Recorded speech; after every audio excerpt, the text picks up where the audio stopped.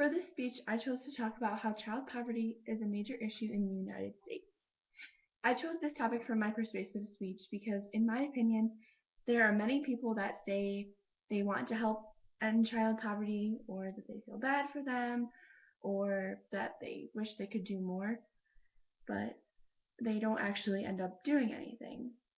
According to the National Center for Children in Poverty, also known as NCCP, more than 16 million children in the United States, which is 22% of children, live in families with incomes below the federal poverty level, which is $23,550 a year for a family of four.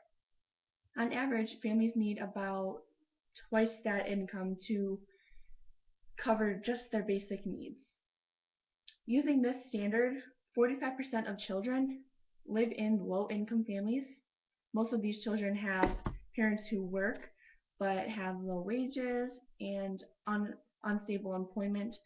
That ends up leaving their families struggling to make ends meet.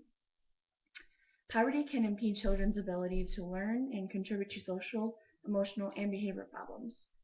Poverty also can contribute to poor health and poor mental health. Risks are greater for children who experience poverty when they are young and/or experience deep and persistent poverty. According to the Children's Defense Fund, in 1964, President Lyndon Johnson declared a war on poverty in his State of the Union address. 50 years later, how have American children fared? The State of American Children 2014 finds child poverty has reached record levels, and children of color are disproportionately poor. This is a comprehensive compilation and analysis of the most recent and reliable national and state-by-state data on population, poverty, family structure, family income, health, nutrition, early childhood development, education and welfare, juvenile justice, and gun violence.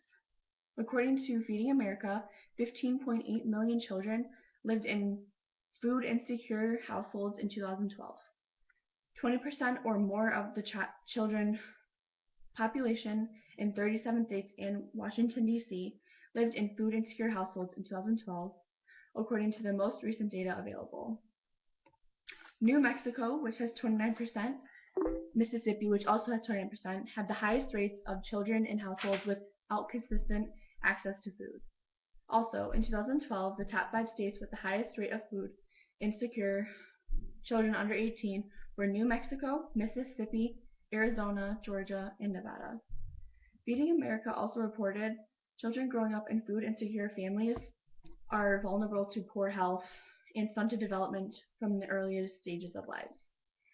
Pregnant women who experience food insecurity are more likely to experience birth complications than women who are more food secure. Inadequate access to food during pregnancy has been shown to increase the chances of low birth weight for babies. Food insecurity has also been linked to delayed development, poor attachment, learning difficulties in the first 2 years of life. Studies have found that the food insecurity has been associated with health problems for children that may hinder their ability to function normally and participate fully in school and other activities outside of school. Children who are insecure are more likely to require hospitalization. Children who are food secure may be at higher risk for chronic health conditions such as anemia and asthma. Children who are food secure may have more frequent instances of oral health problems. Food security among young children is associated with poor physical quality of life, which may prevent them from fully engaging in daily activities such as school and social interaction with peers. According to the Orban Institute, beyond the moral responsibility to help poor children, there is an economic argument that helping children escape poverty keeps them off public assistance and out of jails as adults, and improves everyone's future quality of life. Children growing up poor are more likely to be poor as adults and to cost society more money, the loss of taxes and benefits that are paid out. The cost could be avoided by ending child poverty, but A worry often raised is the welfare reform era was that the cash benefits could teach children not to work when they grew up. If cash benefits keep low income children from moving into the middle class, we would have to count the benefits of lower child poverty very differently. According to Plan Canada, these are the top 5 ways to help end child poverty. With a quality education, children will get the knowledge and life skills they need to realize their full potential.